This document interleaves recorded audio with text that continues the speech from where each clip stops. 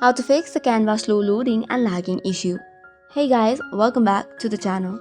If you're having this problem on Canva either in the website or application itself, there are various reasons and troubleshooting steps for this. The very first one would be connecting to a stable internet connection.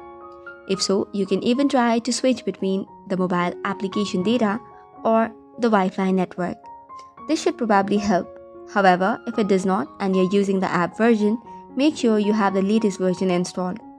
For Android users, you can go to Play Store, search for Canva, and make sure that you have the latest version, and if there is an update available, make sure to tap on it. Likewise, for next step, what you can do is long press the Canva app and go to App Info.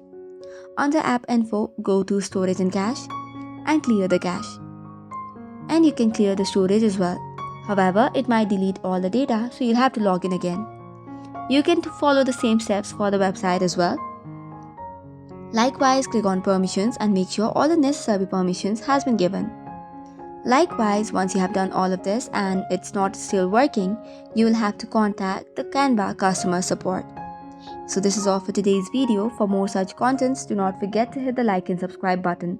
Thank you and keep watching.